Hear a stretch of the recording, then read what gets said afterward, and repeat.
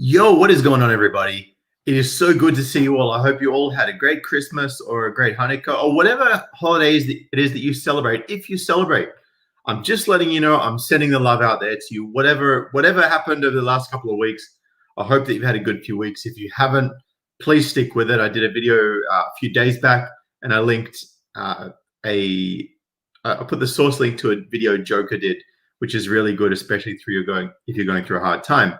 So go and check that out. Shout out to you, Joker, the Better Bachelor. You really are a top bloke.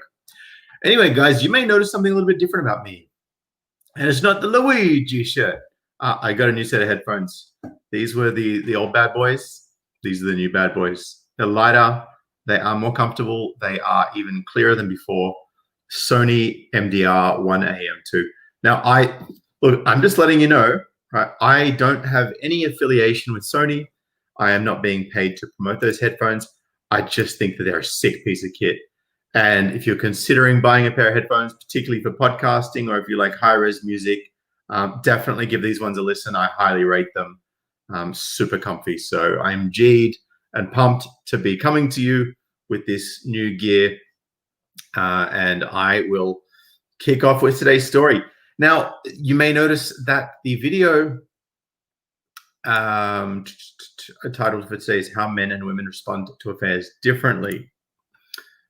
And I'm going to share with you a story about a liaison between two married people. Now, I just want to be upfront, crystal clear, straight off the bat here. Both parties were at fault. If you're married and you're in a coupling where you really care about your partner, I'm not going to tell you what to do or not to do, but it's probably not going to end up well for you if you are having a long-term liaison or even any sort of liaison with another married person, particularly if that person is married to someone who is incredibly, maybe jealous or possessive. Anyway, look, I'm getting too far into that. It's just not a good idea if you're married, because if you are already married, it's probably not going to end well when the marriage dissolves. We all know this. That's part of the reason why a lot of men are opting to go their own way. And your investor says, got Bitcoin? Send you love, MGTOW. Yes, I do have Bitcoin. If you want to drop me some, I've got my wallet address in the description below. But yes, I do have some, and I'm very, very glad that I had some, because it's just recently gone. So, and also, before I start reading, Meow Purr just says, never react to when a woman cheats. Half the reason she cheats is to see your reaction. Look, that may or may not be the case in today's story. But, this was it's a sad story about what happened for a couple of the parties involved. And I just wanted to make some observations about the difference between how the men and the women responded, because I found it quite interesting. And it seems to be something that I've observed over, I guess, a longer period of time. So let's get into this, shall we? I'm going to show you this here, and it says, it's every wife's nightmare. But when Sarah Jones discovered her partner was cheating with his secretary, she sought revenge with devastating consequences. Here we go. Daisy was asleep in her pram, and I was pushing her around at a local park. At 18 months old, she looked so peaceful, so innocent. By contrast, I'd had no sleep at all the previous night, and yet I wasn't the slightest bit tired. I was pumped full of adrenaline and seething with anger. On my mobile, I called Mark's number, the husband of the woman with whom my husband had been having an affair. My hands were shaking so badly that it took a few tries to get the number right, but I wasn't going to back out now. And look, and I can relate to this woman's anger. I've felt that before. I did keep it in check, and I didn't react in the same way that she did, which was, I guess my first thought when I read this. I was desperate. And this is the thing, right? She's emotionally invested now. She's not going to back out. And a lot of guys will be the same, but I find that this tends to be more of, I guess, of a female trait. Not necessarily a bad thing. It is in line with the neurology and the hormones that flow through a woman's body. So it's to be expected, right? I was desperate with a kind of blind fury to tell him exactly what his wife, Jo, had been getting up to with Paul, my husband of 10 years. I wanted Mark to know so that her happiness would be ruined, just as she'd ruined mine. And this is one thing that I noticed as well. And it doesn't just relate specifically to relationships. It could be relating to a career or to a financial situation. And I've observed quite often that a woman, if they feel that they've had their financial situation or their career or their relationship or their family ruined by another person, there seems to be almost like an automatic inclination to want to do the same to the other person, like tit for tat. And don't get me wrong, as a guy, I've felt that desire to get someone back before, but I always seem to say, is it worth it in the long run? Like, what's going to be the long-term implications of this? Is this going to be in my best interests? And guys, there's going to be times where you get angry at stuff and you need to ask yourself, is this in my best interest to respond in this way? So that's just something I'd like you to keep in mind. It was summer 2019, pre-COVID, pre-lockdown, and the day after I discovered the affair. Joe was Paul's office assistant at the social media agency he runs. I barely knew her, but I did know that she and Mark and their two children were on the first day of the summer holiday in Spain. It felt deeply satisfying to be derailing it. Whereas for me, right, I would get no satisfaction in derailing a holiday with a guy and his two kids, even if that guy had been sleeping with my wife. And that's not to say that I'm some sort of cuck or I wouldn't be mad. But I'm like, okay, this needs to be dealt with, but now it's not the time. Because, they are still a family as it stands. And there is the remainder of this holiday. They're paid for it. I'm not going to go throwing all of that under the bus and potentially costing someone even more thousands of dollars to fly back early, and then all of this conflict that's going to happen anyway. So I'm just going to let them have the holiday. Hello? Mark, I'm Paul's wife. Do you know Joe has been sleeping with my husband? I paused. I wanted my words to really hit home. She wanted to do damage, emotional damage. If my marriage was on the rocks, I was going to take hers down too. Listen to those words, right? The intention behind it. They've been having an affair for months in the office, having sex on my husband's desk. Did you know? He started swearing, asking me if I was joking or if I was kidding. I was very much not. Well, that's ruined my holiday, came the unexpectedly controlled reply. And this is what I'm saying, right? The husband has realized his wife's having an affair, been angry, but then said, right, there's a time and a place to deal with this. And I'm going to take a measured response to this. I'm not going to have straight away want to destroy everything in sight.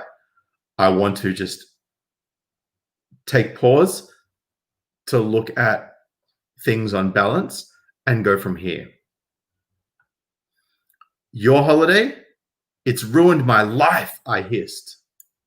Tell your husband that when I'm back, I'm going to go pay him a visit, he said. And he hung up. So hear that, right? He goes, well, that's ruined my holiday, came the controlled reply. And then she said, your holiday? It's ruined my life. So this is not about his holiday. This is not about ruining his holiday. It's about her lashing out because her life's been ruined. And again, I understand why she's done this, right? And this all makes complete sense. When you've taken the red pill, when you understand male and female nature, all of this makes sense. And again, this is why this title of this video is not attacking the woman. It is simply talking about how men and women respond differently, because both of these parties involved in this liaison are at fault. Paul and I had a whirlwind romance after meeting in 2009. We seemed like a perfect match, and when he proposed just 10 months later, I was overjoyed. My friends and family adored him. I wouldn't have believed him capable of cheating on me for a second back then, but 5 years in, we hit a rough patch when, despite several attempts, I failed to get pregnant. Now, this is where things start to become very predictable, guys. By the way, shout out to Nate V, Ghosts, Good Journey 420. Thanks. And remember, it's our misogyny. Shout out to you, Broda. And the working man from Mannheim in Germany. Shout out to you, man. Thank you for that super chat, $5. I appreciate it. Good morning from Mannheim, he says. Now, I've said many times, if you're not fucking her, somebody else is. And it kind of goes two ways, right? But I find that because women tend to be more emotionally connected, they tend to be more likely to stray in search of that emotional connection that they crave, which is inherent in them due to their hormonal makeup. This is not, hating on anyone. This is just absolute. This is just science. This is just hormones. This is the way that the evolution has shaped us. This is the way that men and women typically respond. My friends, so yeah, she failed to get pregnant after 5 years into IVF.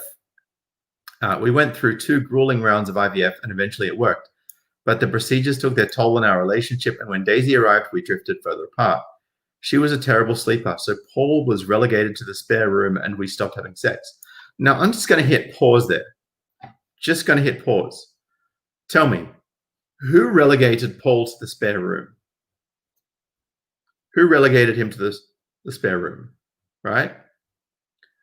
Was it Paul or was it this lady that's writing the story? Because I'm getting the feeling, and I could be wrong, I'm getting the feeling it's the person that wrote the story. So,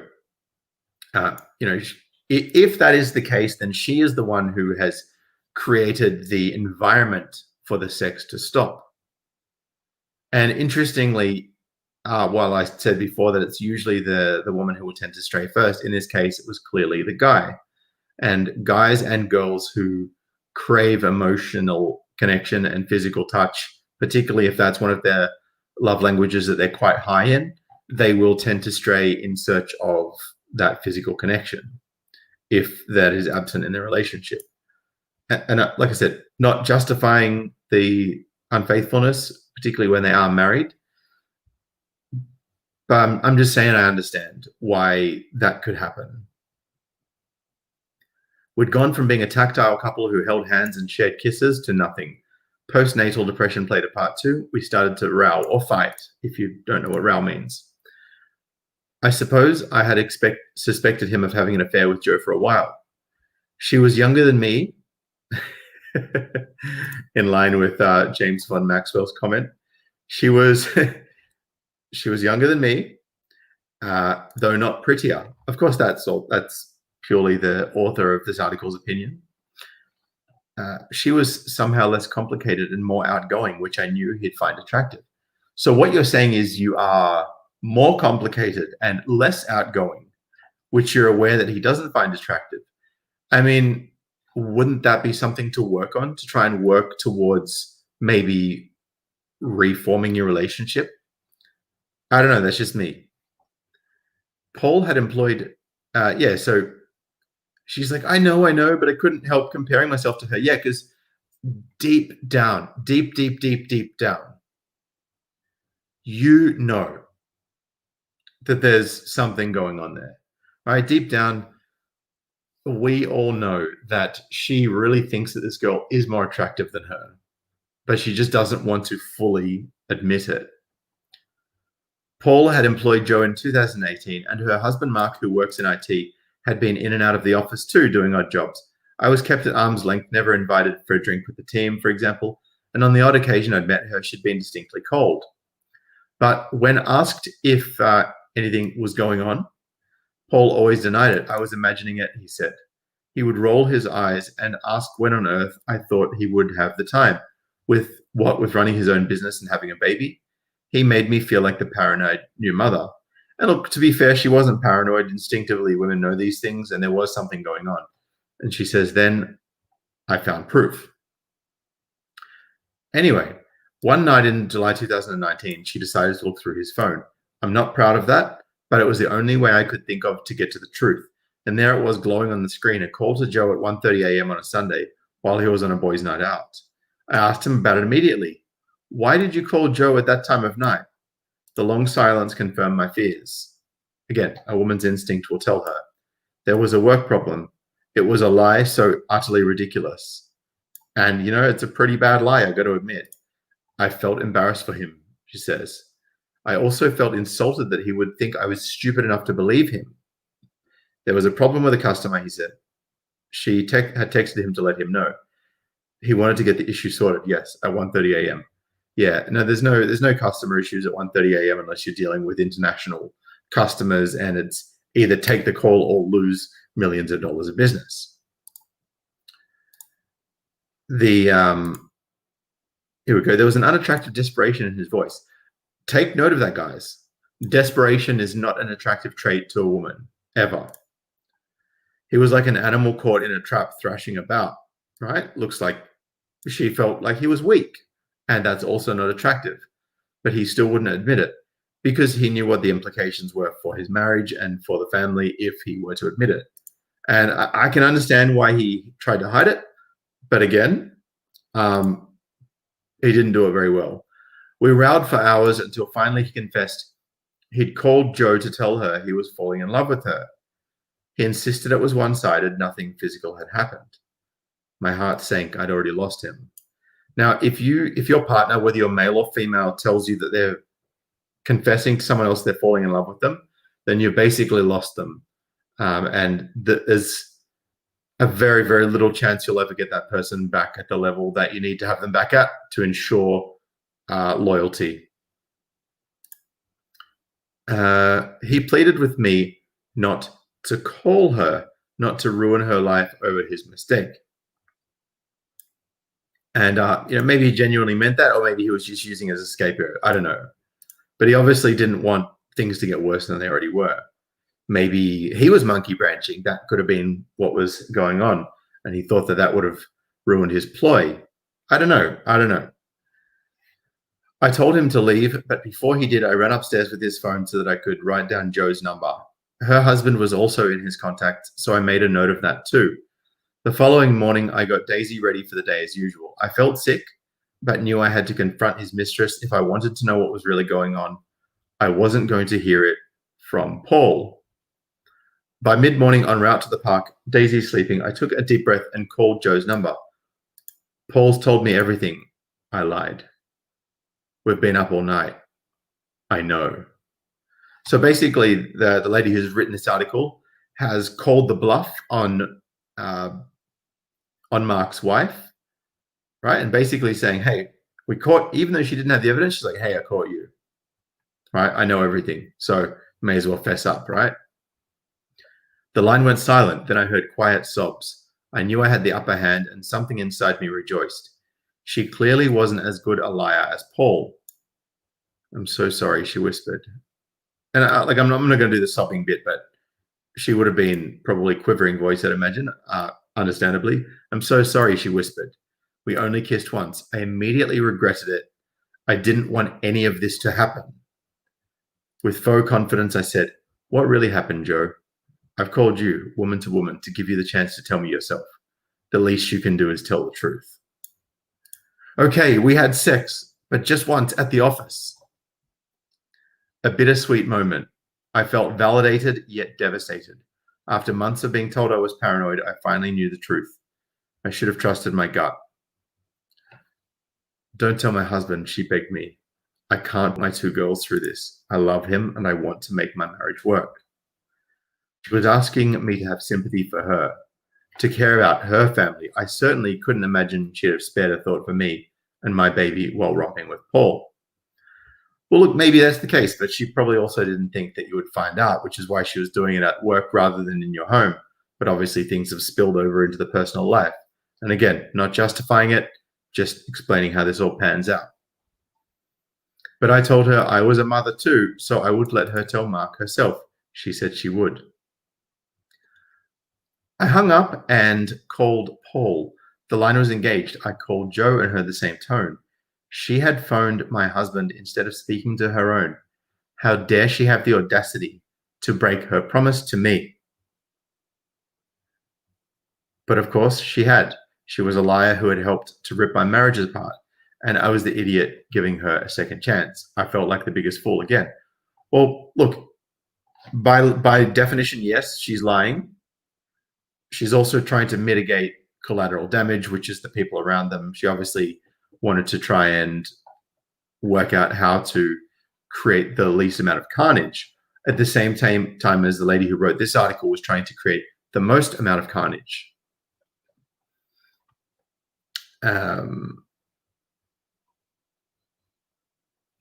So fueled by rage, I dialed Mark's number. Again, here, when she was in a fit of rage, she called Mark's number.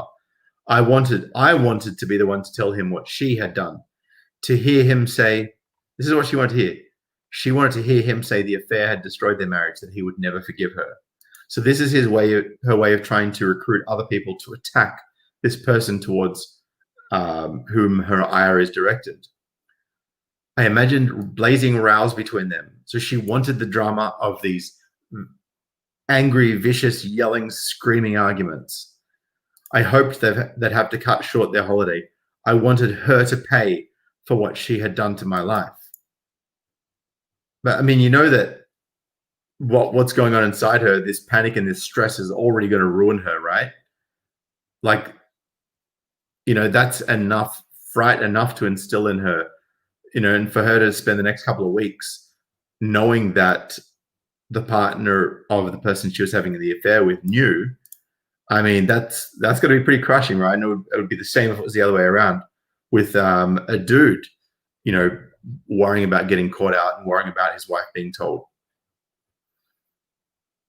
And I knew that this was the only way I would get any form of revenge. Anything else would be too public, and I wanted to protect my little girl. But Mark's response was disappointingly underwhelming. So she was disappointed with the fact that he didn't go absolutely bananas, right? She was disappointed that he didn't go ballistic. That night, I summoned Paul to the house to collect his things and asked him questions I wish I hadn't, whether they had sex, whether it was good or not. We both cried, but he didn't ask for forgiveness or say he wanted to give the marriage another go. Instead, he looked lost, and I've never felt so broken. So this is where it gets interesting, right? She wanted to destroy the other woman, and with no concern for the collateral damage on the other side. But she wanted her own marriage to be reconciled. Just remember that bit, because that's a very key point in this whole picture. That summer, he moved in with his brother while I tried to adjust, but it was hard. My weight dropped and I had daily panic attacks. I found it almost impossible to accept he'd so carelessly ripped apart the future I'd taken for granted. And that's another thing. She'd taken it for granted. She's like, well, this is mine now. And I'm not saying she's selfish for taking it for granted. It's very easy to take something for granted when you've been with someone for a while. You're living with them, you've got a kid with them, you're married to them, and you think that it's a, you know, closed relationship that's so insular that no one else can get in.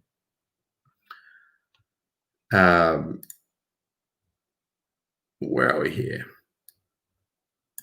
Worst of all, he couldn't really explain why he'd done it. I mean, look, I'm pretty sure he can explain why he's done it, but he just didn't want to break her heart anymore. It's just as simple as that. He knew why he did it. He knew why. Right? And here we go. She'd already thrown him out of the bedroom and ruined their relationship. Him telling her was a cry for help. If it was for her to save the broken relationship. Yeah, look, it was a cry for help. That tends to be the last straw, unfortunately, though. It's itchy. 2 weeks later, I learned the outcome of my furious phone call.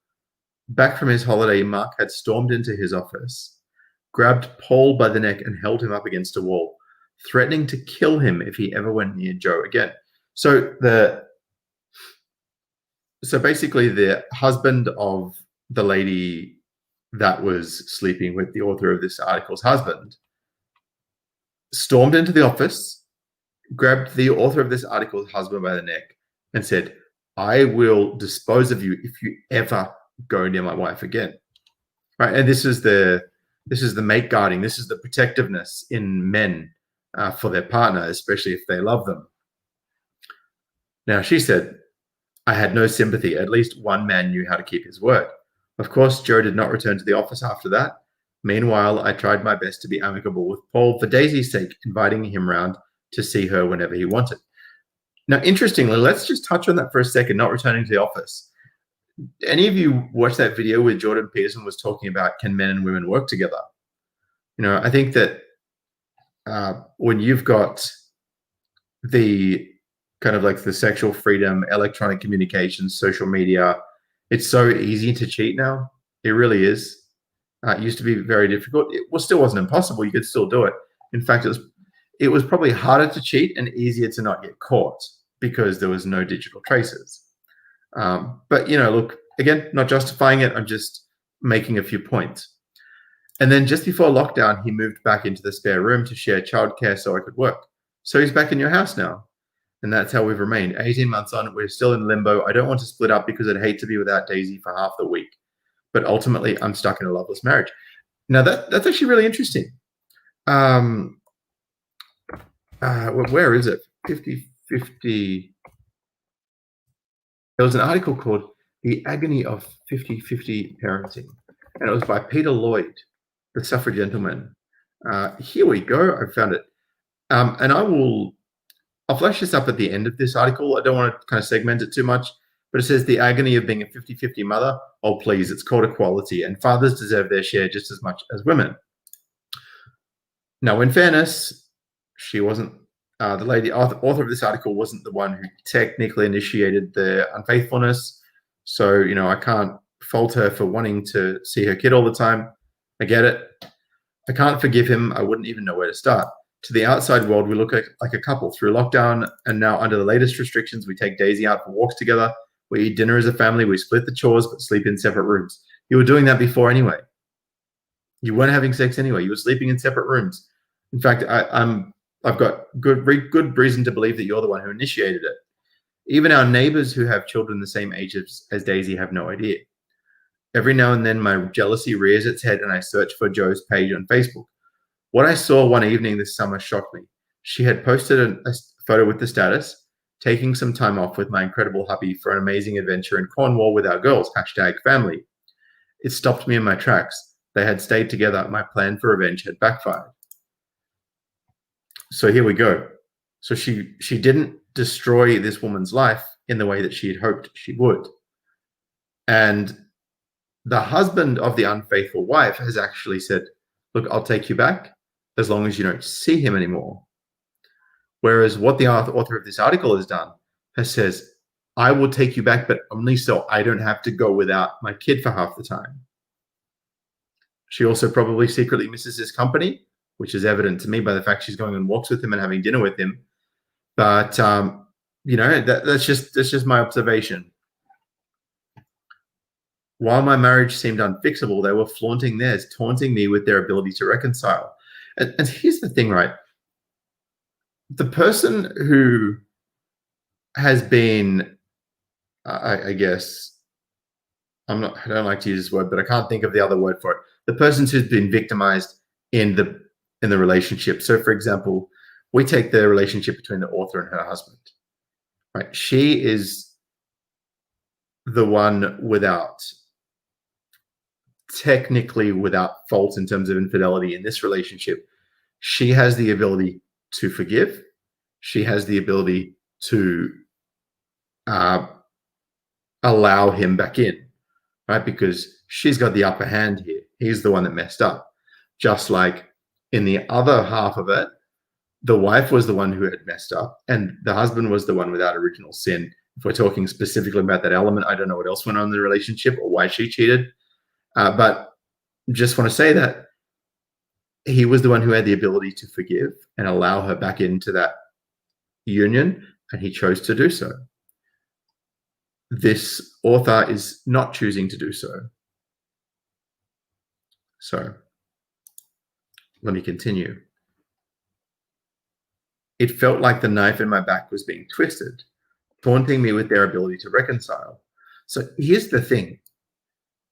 When you can just say, look, I don't care about anyone else outside of this situation. I'm not going to try and destroy other people.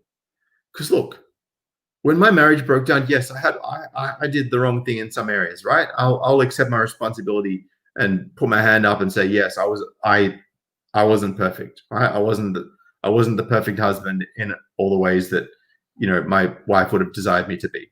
But, look, there was things on her part as well that maybe realistic, maybe unrealistic expectations of her that I had. I don't know. But, there was shortfalls on both sides, whether intentional or not. But here's the thing. there were friends, well, they're no longer friends, but there were friends of mine that were unfaithful to their partners while we're overseas. I shut my mouth. I shut my mouth because destroying their lives when they were complicit in preventing reconciliation between my wife and I, because I did want to reconcile, I did want to make things right. But they stood in the way of that reconciliation. And I could have said, well, you're still standing in the way of my happiness, so I'm going to destroy yours. In the same way that this author is wanting to do that to the other party here. But I chose not to. I chose not to do that because the amount of people that I would destroy in that process was not worth the momentary gratification that I may have felt, if I even felt anything when I did it. So I said, I'm going to take absolute accountability, or as much as I was emotionally capable of doing so at the time. I'm going to take emotional and absolute accountability for what it is that I've done. And I'm not going to hold anyone else responsible for what they've done, because the only thing I have control over is my choices. And man, I really want you to remember this. The only thing you have control over is your choices. So when you make your choices, please make smart choices. Make choices that will not damage you long term, because this could be you. Right? This could be you feeling bitterness and wanting to destroy other people and trying to wreck other people, and then being angry and mad when your life's ruined and their life isn't ruined. It doesn't get you anywhere. And by the way, just because it's up on Instagram that she's, having some time off with her incredible hubby for an amazing adventure with her girls, #family, it doesn't mean that she's happy in that family. It doesn't mean that hubby is incredible. It doesn't mean the adventure in Cornwall is amazing. It just means she's taking some time off with her husband and her girls. Right? Because social media is not everything it's always cracked up to be.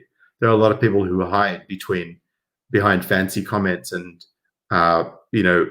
lavish hashtags and well-lit pictures, making everyone seem like things are perfect when they're not. So don't take social media as a measure of someone's happiness, because there's always two sides to the story. She says, it felt like the knife in my back was being twisted. The affair that had decimated my marriage has somehow managed to make this stronger. She had gotten away with it, and that, above everything else, is the bitterest pill to swallow. Well, no, she didn't get away with it because you exposed her. She did not get away with it at all. What did, however, happen is her husband became aware that she had been unfaithful with another man. And that's something the husband needs to deal with. And that's something the husband might not be able to deal with later on in the future. It's something that might tear the coupling apart down the track. Who knows? You don't know. Right? And it's not your relationship to, right? Like if you're going to call up, have your say and be done with it. Don't keep pushing and trying to destroy things. If you need to get something off your chest, I understand. Right? But just, if you're going to get it off your chest to the person that has hurt you, to try and get back at them if you must do that. But please don't go trying to throw other people under the bus, because when you try and throw people under the bus over something that they haven't done wrong, I don't know, just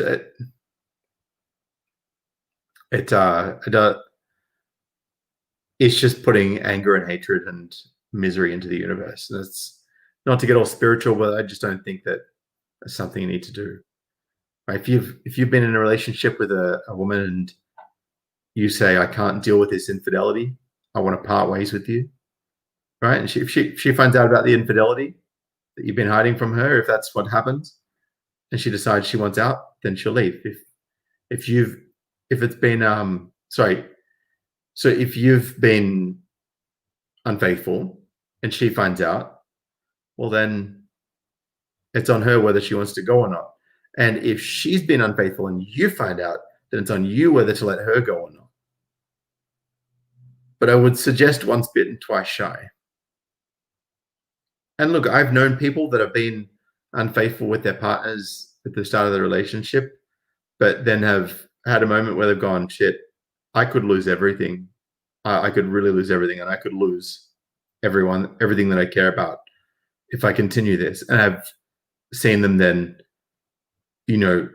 take a step back, and maybe they still can't help themselves and flirt from time to time, but they also haven't crossed that line. And sometimes they do cross the line, and each to their own. That's on you. If you believe in karma, then maybe that's what's waiting for you. Who knows? Damn, I feel like I sound like a philosopher right now. Anyway, guys, I'm not going to go on and on about this. I hope this has been enlightening, this video. Actually, it took me a while to digest this. And I had all these observations, and I sort of did test and measure, and I applied it to situations that I've observed in the past. And it's just been a really interesting thought experiment to do this. So, but ultimately, she wanted to, this author of this article, they say women are the gatekeepers of reproduction and men are the gatekeepers of relationships. And that's clearly been the case with Mark and Joe, and with Paul and the author of this article. What's her name again? I can't remember. It says Sarah Jones, but what I can tell you is that this article, the names have been changed for privacy's sake.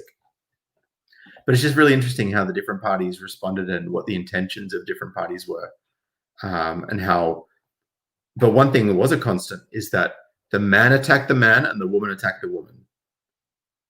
But the man attacked the man to put fear into him of what would happen if he was to continue. The woman attacked the woman with the intention of completely destroying her life, not just repelling her away, but destroying her and everything in the future that might make her happy. So, just interesting, right?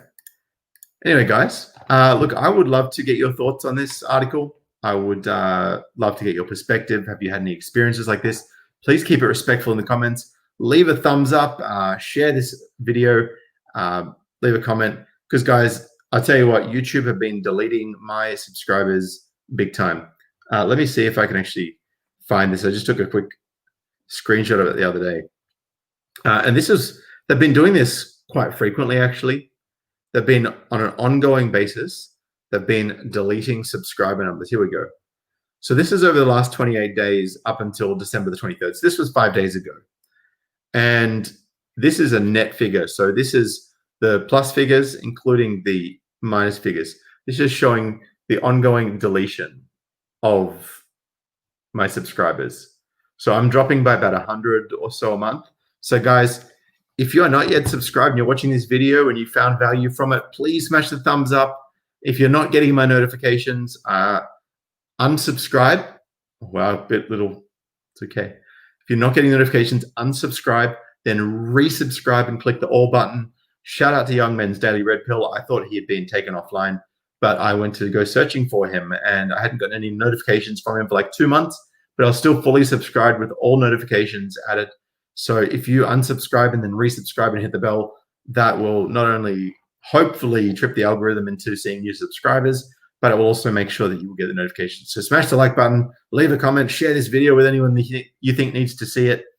And yeah, I hope to see you guys in the next video. If you want to donate, you know how, in the description below. But until next time, brothers, peace.